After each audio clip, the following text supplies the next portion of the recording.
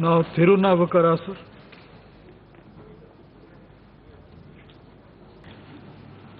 Sir, thank you very much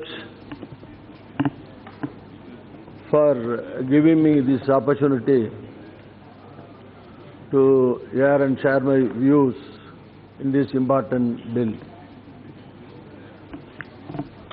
Sir, Kudal இனிது யாழ் இனிது என்பர் தம் மக்கள் மடலை சொல் கேளாதவர். 2000 years back, poet Thiruvalluvar has said this, which means those who have not heard and enjoyed the tones and tunes and words of the infants, the small children, only will say that the rhythms, tunes or sounds of the musical instruments like flute or yawl is more melodious and sweet, which means the voices of the infants, children, are more sweeter, more melodious than the voices or rhythms of the musical instruments.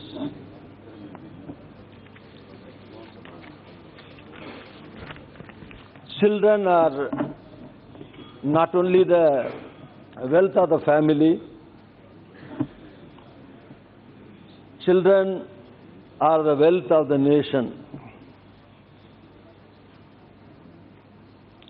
They are the future of this country. Sir, what is country, sir? What do you mean by nation? Whether the mountains or rivers or forests or iron and ore or coal or gold or silver or diamond, of course, these are the wealth of the nation. It's true. But children are the wealth of this country. Children are the wealth of the nation. They are the future parliamentarians, legislators. They are the future administrators, IPS, IAS, IFS. And they are the future judges, starting from magistrate to Supreme Court Chief Justice. So we all live for our children only. So their protection, their health, their education, their well-being,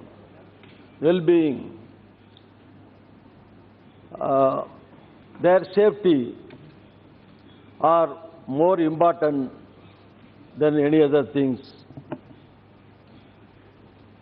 So this bill has been introduced in the last session, in the last parliament. Because of the dissolution of the House, it is again brought into this session now. So at the outset, I welcome the amendments in the existing Protection of Children from Sexual Offences Act 2012. This is to protect the children from offences of sexual assault and sexual harassment and pornography, and to provide, to establish special courts for trial of such offences and the matters connected therewith.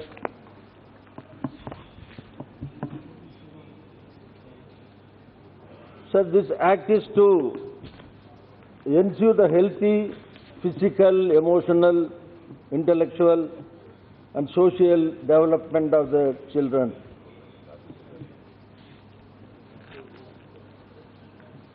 So sexual abuse is barbaric act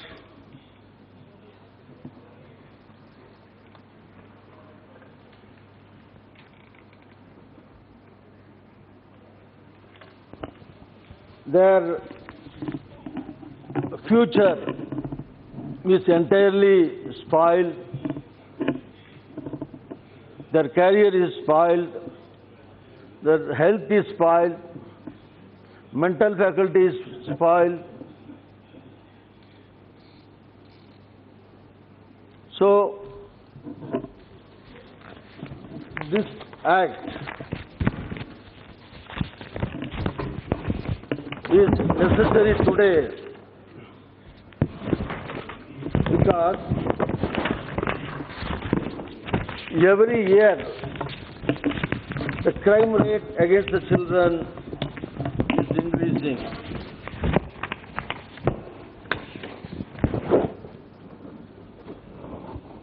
So more than 1 lakh cases have been reported and more than 2 lakh cases are pending in various courts. And we all know that many of the cases are not coming to the limelight also. Not all the people are going to the stations to file the cases.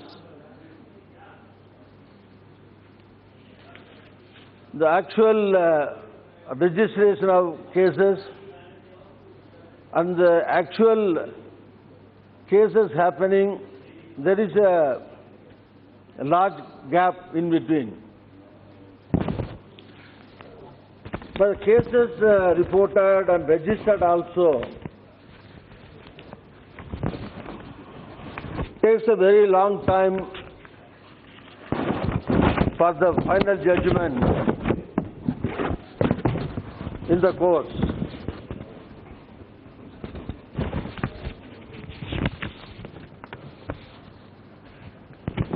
According to the National Crime Branch data, a total of 1,06,950 cases of crimes against children were reported across the country in the last few years.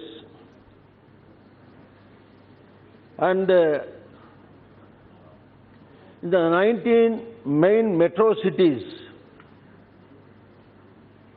recorded a cumulative figure of such crimes nearly 16,000.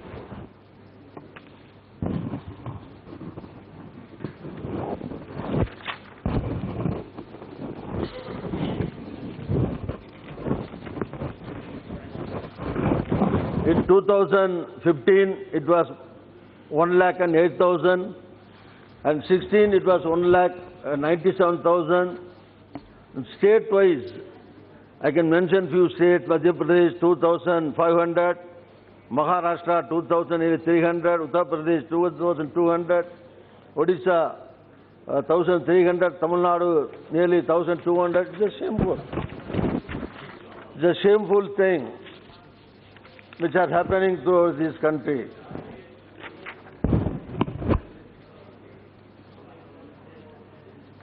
Sir, in this, I welcome these amendments. That is, in the Principal Act, Section 4, you are amending, instead of 7 years, it is going to be increased to 10 years.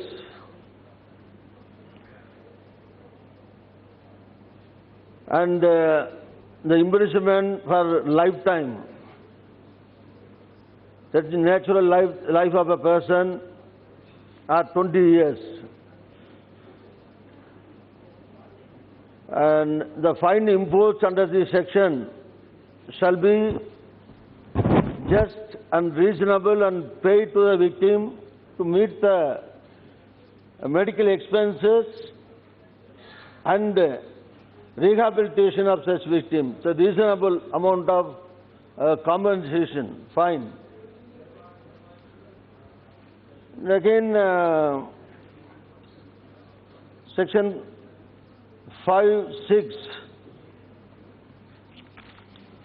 So, the amendments are meant for increase of penalty, that is, increase of punishment for more years, number one. For more compensation to the victims, number two. And as you said, sometimes death penalty. See, as far as death penalty is concerned, I will request it can be sent for the Parliamentary Committee for reconsideration as far as death penalty is concerned for the children, small children, up to the age of 10 or 12, juvenile convicts.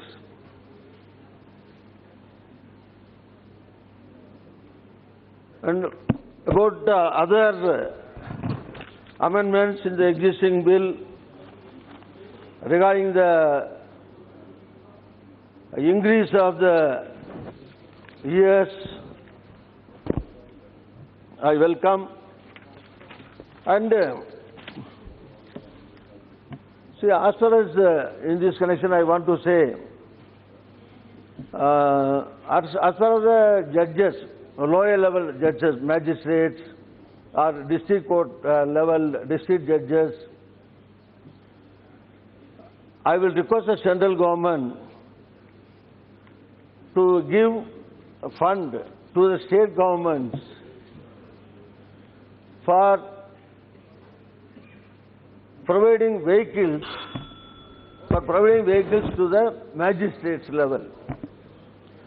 Because nowadays, if you see in the country, the accused and magistrates are traveling in the same bus. Even in block level, if you see in the development at block level, BDOs, Tahsildar, Deputy Tahsildar, they are having either jeep or vehicle. But the judicial officers in the magistrate level or in district level, they don't have vehicles there. The central government should help the state governments to provide vehicles to the magistrate level. So this is why I am telling, they are afraid of the accused sometimes. They go with accused in the same vehicle, same buses, and after giving judgment or after punishing the accused, they are coming in the same bus. Thank you. Thank with you. The accused. Thank you. You have made your point. One minute. So I welcome this bill. This harassment, sexual abuse is a shameful thing. It's a barbaric act. It should be condemned. It should be stopped. It should be punished with the maximum punishment. So whatever you have increased in the punishment, the years, I welcome it. Thank you. Thank you.